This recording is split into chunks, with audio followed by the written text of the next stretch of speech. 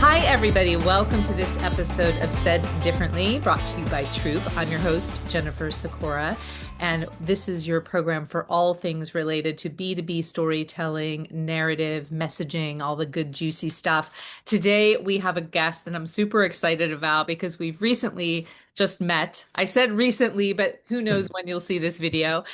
Elliott Rayner, who is a chief head of storytelling for OWOW, and Elliott has also been doing a lot of consulting work and workshops and things like that around, for product marketers and more around building story. So super excited. Elliott, if you could say hi and give yourself a quick intro or give it. Perfect. Thanks, Jennifer. Yeah, really happy to be here and talk about my favorite subject, a subject that I know you're obsessed with as much as I am. And yeah, so I think what gives it away is the title Head of Storytelling, which I think we're going to discuss today. But I basically spent the start of my career in the sports industry, a great place to learn how to tell stories. And then I've since spent a lot of time within tech, B2C, B2B, basically working with teams to learn how you can tell better product stories with the idea that in most markets, the best product rarely wins, but the best product story usually does. And so helping teams work out what is a strategy to actually build a story and basically what is the story that you can tell better than anyone else in the market. Oh my gosh, I love it. Yes, I am a bit obsessed with this. I actually started writing stories when I was like 5 years old, Oh, so it's nice. in my blood. Yes, so the topic of our episode today is around this role of chief storyteller, which is really generating a huge amount of buzz.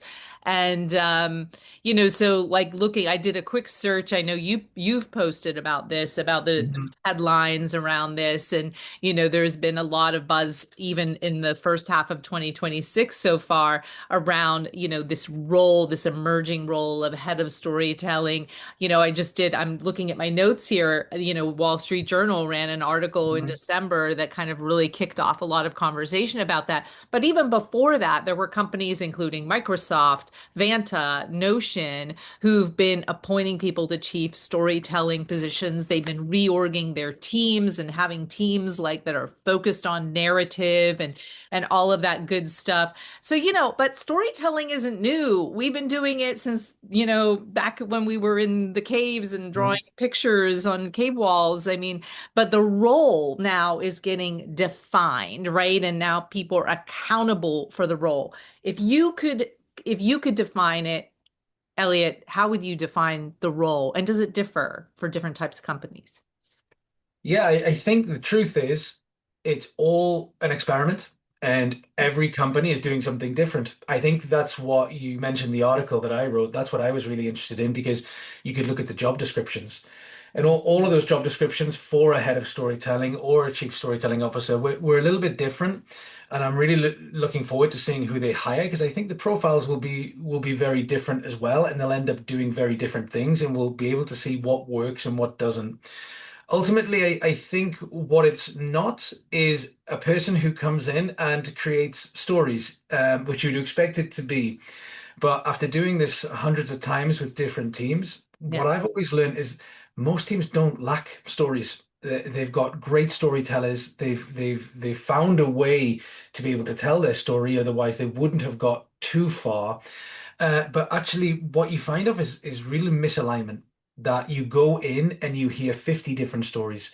Yes. You go just go have lunch with the product team, then go have a beer with the sales team, and then go back to marketing, and you might feel that you work at three different companies. That's been my experience. And so when I look at the definition of this role, it's not just to improve the storytelling, but it's really about aligning and bringing all of the different various functions within an organization and get them to rally behind the same story.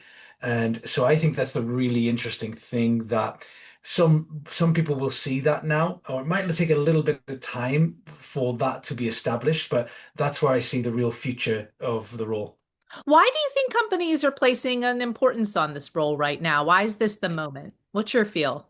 It could be a couple of things. It could just be a buzzword, that Wall Street Journal comes out. It's a great sounding role. I think most people would be excited to put that on a business card. And so it could be a way to attract people to the brand.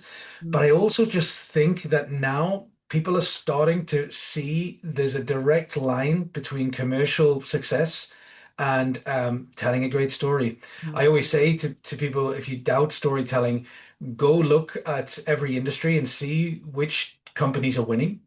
And I guarantee you, it's very rarely the companies with the best product. It's usually the ones who are telling their story the best. So I think, the C-level organization and investors are really realizing that that's the important thing, and it's worth investing in. And I think you mentioned before, Jennifer, it's not new. It's been around for a while. Yeah. I think the key difference is it's always been seen as a skill, something that we can all train, a learning and development thing rather than a function, rather Mm. than something that should be treated very seriously.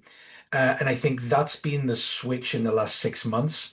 And I think that's where a success is going to lie is really seeing it more of a function and someone who owns the narrative of the company.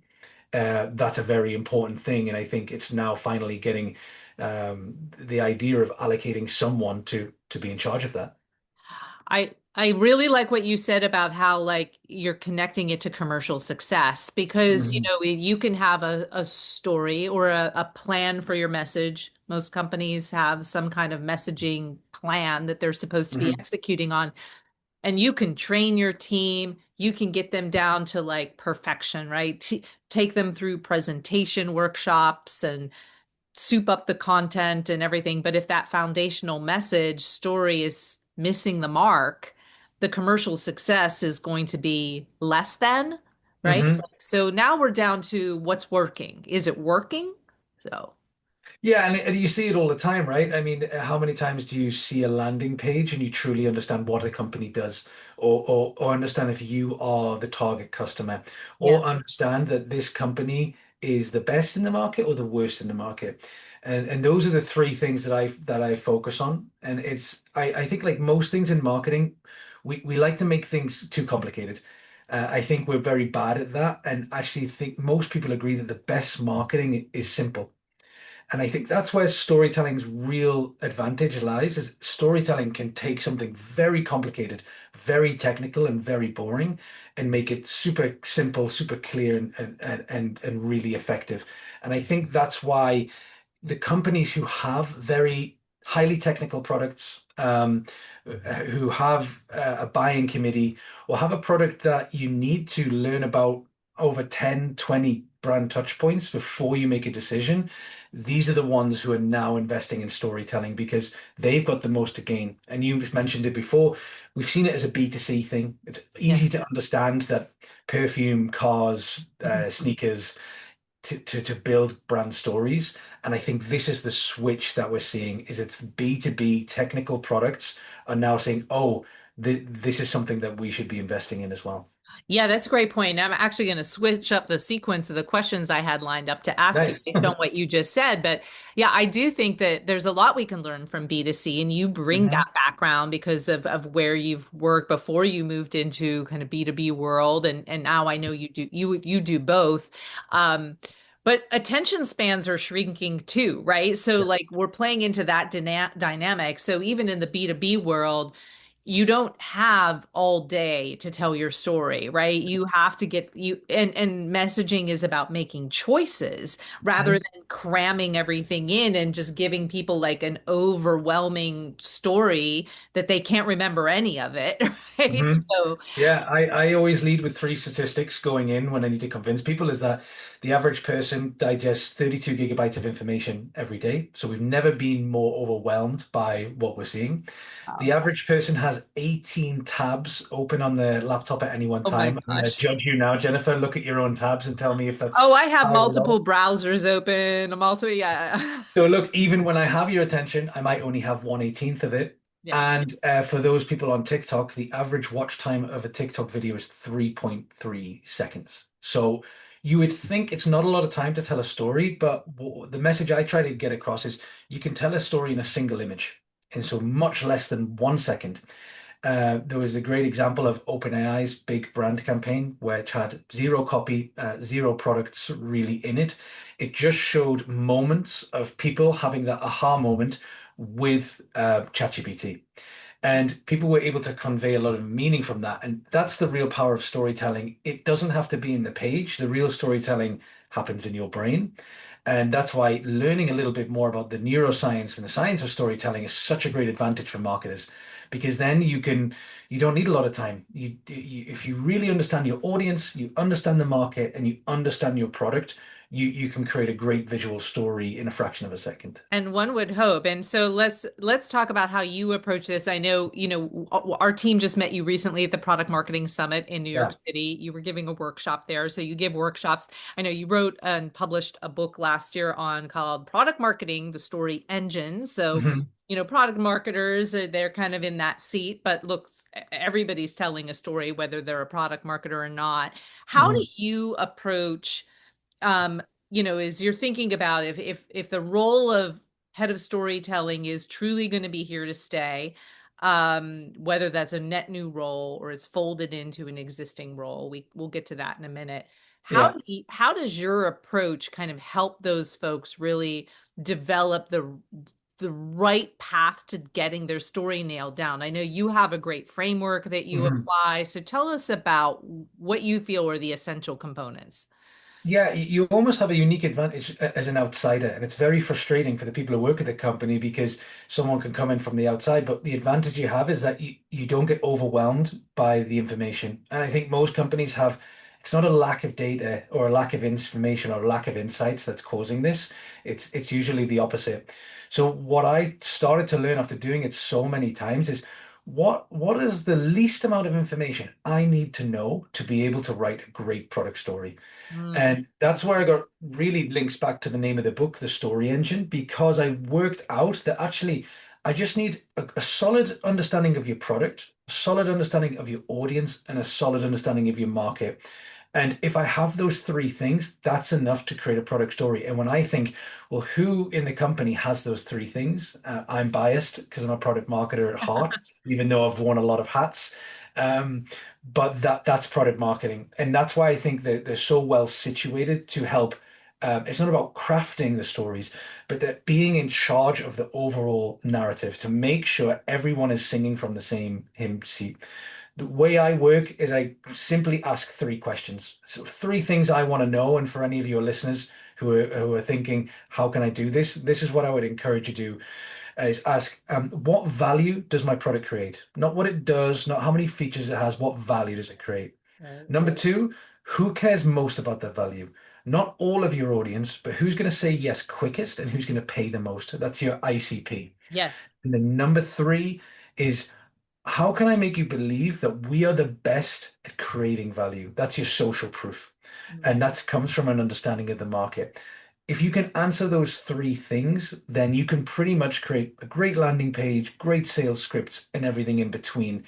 And I mentioned it in the New York Summit in my workshop, which I know a few of your team were there. But I'm going to ask you, if I was to ask those three very simple questions, I've asked them 100 times with 100 different companies, what percentage alignment do you think I would get? Across their teams, you mean? Yeah, Like, so if I yeah, went in and asked 100 people in your company, 30 product people, 30 marketers, and 30 salespeople, sales. Yeah. what value does your product create? Who cares most and why are you the best? What alignment do you think you would get as a percentage? Mm-hmm. Oh, are you asking Yeah, me? I'm asking you, sorry. Well, we don't have that many people yet, but if I Yeah. think back to where I've worked before, where we did have, where I worked with a much larger team, I would say it would be quite low. Now, I would say it varies from company to company, but it's usually I feel that sometimes marketing bestows the company Mhm. with the messaging plan without necessarily really staying engaged with sales, so Yeah. that there's a disconnection that grows and it increases over time if you let Mhm. that happen. So Yeah, absolutely right. And for me, on average, 100 times, I've got 19%, which is, of it overlap, sounds, yeah, of, of of, of, alignment. of alignment, yeah, which is, it sounds really low, but then if you really think of every place you've ever worked and think about the teams you've worked with, how aligned were you really? And I don't think it's as high. And the thing I like to do is go and ask your CEO, your CMO, your head of brand, and they will give you a much higher answer. They'll say, I think on average we're around 75%. Yeah. And then it's a great method to go and show them the real results. Because if you want to get budget signed off to improve your storytelling or do your alignment, nothing's going to send a shock to the system than showing them on paper. Because the one thing I always come back to, how can we possibly convince people outside of our company of our value if no one inside of the company, or 19% of it, is aligned on what that value is? So the first thing you need to do before you do these big campaigns and spend a lot of money, make sure we're all aligned. And the great way to do that is to develop your product narrative and improve your storytelling. Yeah, definitely. I think, having a process that people feel like they have some transparency into how you got there, how you got to the messaging. Hmm. When I think about the jobs to be done for the head of storytelling, Yeah. you've already talked about a number of those things, but I also feel that they need to also be a great internal communicator, not Yes. just about an external, thinking about the external story, but Mhm. internally, how do you develop that buy-in and how do you get people to trust the message? Yeah, so I consider myself more a fractional head of storytelling because I go in, I spend 6 months with the team, get them set up once they're aligned and let them go. And basically I split those 6 months into three stages: Mhm. discovery, definition, and delivery. So I go in and do the discovery to understand those three things of what your product narrative is. Then we need to define it. And by defining it, I mean not that I define it and love it, that when it's done is when all the most difficult people in the company all agree that they like it. And only then do you move on to the delivery, which is updating all your sales enablement and all of those things. The way I make sure that I have a good success rate and getting everyone behind a story, which is not easy because Jennifer, everyone has an opinion on a great story Oh, or on a brand. I've always never envious of my brand colleagues when I was at Adidas or any other company because everyone can have an opinion on what's good or bad when it comes to brand. But that's why I do the workshop format, is to get all of those people in the room from the beginning and giving them an opportunity to share their insights, share their experiences to make sure that they're represented. What happens then is that they're able to see their fingerprints on the narrative that's been developed. And that's so helpful because they do no longer see it as a marketing thing, a marketing story. They see it as our story. that's And right. hopefully through the workshop experience, what I try to show them is that this is going to make your life so much easier. And especially when it comes to someone like sales, where they're competitive salespeople, huh? They want to make more sales. And if you can show them with the science of storytelling that you're going to be able to sell more if you've got your story straight, and if the customer from the first landing page to the first, second, fifth, whatever meeting to signing the contract is hearing the same thing, Mhm. your success rate is going to go through the roof because it's that misalignment and that inconsistency is where deals are lost. And so that's why I feel if you explain that in the process, your ability to get everyone to go, okay, let's do this is going to really increase. So that's a good point for me to now mention Troop, I guess, because not to belabor it, because even though this show is about sponsored by Troop, it's not about Troop, but measuring and having the data to be able to help those teams see Hmm. it objectively rather than subjectively helps them understand that, okay, now I see the data about when we are more aligned. Here's what happens to conversion rates from one Hmm. stage to the next. Here's the lift that we see in our win rates. But in the absence of data, it still stays just opinion, does it not?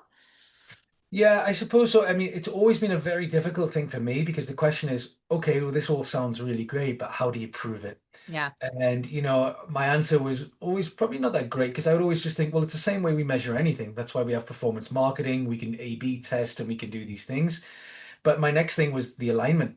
I honestly think if I can show you that everyone in the company is on the same page by taking you from 19% to 39% and above, then that's a really good indication. But that's, to be honest, why I got really excited when I met you guys, because this is the first time I've seen something that could really kind of demonstrate the success of what a head of storytelling does. Because for a head of storytelling to be able to exist and be something that's still around in 5 years, you know what it's like. You have to own the KPI. Yes. You have to be able to go to the C-level and say, look, this is what the needle I'm moving, and this is how I'm doing it, and by how much. And it's not going to be enough to go on brand figures. You're going to need something, and I think that's where Troop is going to have a really interesting few years to see what you guys uncover, to see what the data shows Yeah. us on what works and what doesn't. And more importantly, as me, someone who's into the science of storytelling, it's exciting for me to see, well, why is that? And I think the you'll be able to draw a clean line to the neuroscience of it, of why we love stories. And it's going to be exciting to see, over the 100 different sections of messaging that you've created, why does that one just do 10% than the others? Right. And I think the secret will be in behavior and the understanding of how people make decisions, which is something that I think is at the heart of marketing, but we maybe don't take it as serious or spend as much time on it as we probably should. Yeah, so the role, I know you come in with your to the clients as you mentioned a 6-month engagement. But for Mhm. those who are looking at having a full-time head of somebody who's in charge of storytelling, I'd Mhm. like to get your take on maybe this is more prediction market because this is a newer Yeah, of role. course. So we're just being speculative here. But Mhm. what does that is do you think it's a full-time dedicated role? Does it fold into existing roles? Can it exist? When you hear that people are developing entire teams around narrative, like maybe that's for a really Yeah. super large company, but Mhm. what's your take on So I think that we're actually going to see two paths come about. We're going to see one, which is the brand seeing chief of storytelling officer or head of storytelling being brand or creative related, and the that? other one going to be more product marketing related.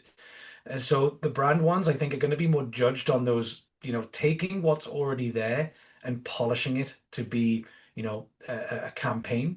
And that will be measured by, the typical brand statistics. So it'll Yeah. just be an evolution of the brand role. And I think you can see that in some of the job descriptions. Is that what they're going for? But then, as we discussed, I think you'll see that second one, which they'll be expected to do something different. Mm, They'll be respected to deliver on something that's different to brand. And I think that's where narrative comes in. And I mm, think that's where how can we build consistency?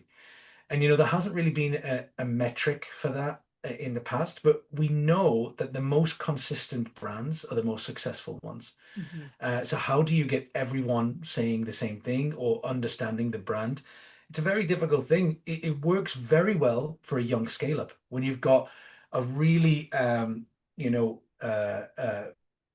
really great founder who has a really easy job of explaining why the company exists, then he can really rally 30 people in a small office. This is why we're here today. This is why we're the best. But as that company grows to hundreds of employees and multiple products in many countries, of course, that's going to get lost.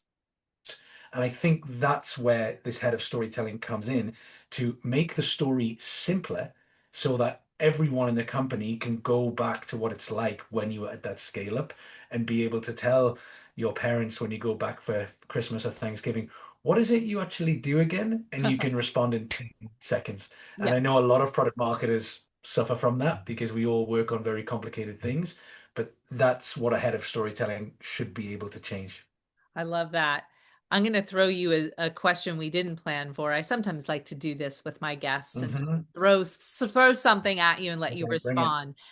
AI is, at least especially in the software industry, is allowing product velocity to, new features are getting shipped faster than ever, right? And so there can Mhm. be this urge to want to be shipping new messages, maybe not just as fast, but much faster, right?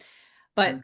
as you said, consistency. So you have to figure out that consistency balance and that the shelf life of your message, because if you're constantly changing or evolving the message, so how do you think chief storytellers are going to be able to find that right balance as products are evolving much faster? I like to think that that's the difference between a narrative and a story, or a product narrative and a product story. The distinction I like to make is that you want to give the freedom that all of your salespeople and marketers have the freedom to evolve their story. If you go in and say, this is our story and you need to all repeat it, that company and products going to die pretty fast because, as you mentioned, Jennifer, everything's changing quickly. So your stories have got to change quickly. But they shouldn't change so much that the product's unrecognizable Yeah. or that the customer feels like they're speaking to three different companies. And that's the difference. So the narrative is kind of the wider message, and it's the structure that should be put in place. And when it's done right, it should be true for many years. uh, the story can then be changed to be something different. And I think that's the distinction of make sure everyone in your company it feels like a confident storyteller. They understand the science of storytelling. They know the difference between a good story and a great story. They have the tools to be able to do that. And that's one half of my job is to make everyone a better storyteller. The other part is to build a product narrative, something that everyone can believe in and get behind, and is going to be true now, true in 6 months, and true in a year's time. Great. Well, Elliot, I really appreciate you having taking the time to be on the show here and talk with us about this. Tell us a bit more about how folks can engage with you. Like, what are some resources that you can provide to them, even if they're not a client, and what type of clients do you like to Mhm. work with today? Well, I've said the term product narrative a lot of times, so it'd be very important that I own the domain productnarratives.com. So Oh, do everything you? I've mentioned, yes, Productnarratives.com. .com. So if you go there, everything we've mentioned, so the canvas, so if you want to fill out the canvas and do it for yourself, you can find that for free there. You can find the survey. Remember the three questions that you can ask. I have Okay. that there. So if you want to test, don't get scared if you're around 19%. Like I say, that's average. Test your CMO and CMO if you're trying to get your budget. And like I say, you can find my book. So my book, I don't sell it. It's a resource I use as part of my workshops. Oh, So great. if you are interested to learn more, you can sign up for my newsletter and my book will be sent to you for free there. And like I say, if you are looking for someone to come in and help, that's what I do. I'll run a workshop with your team, or you can bring me on to help get your story. But yeah, go to productnarratives.com and you can find everything there to hopefully get you excited. And yeah, maybe there's a lot of people out there who have thought, head of storytelling, I would like to be one of those. I think a lot of the information I have can be maybe the start of that journey for a new career for a lot of product marketers and a lot of other marketers as well. Yeah, I hope so. I hope it's here to stay, unlike some other job roles that have been fleeting trends. But yes, yes. Yeah, let's see. Oh, great. Well, wonderful. Thank you so much, Elliot. I appreciate you. And thanks, everybody.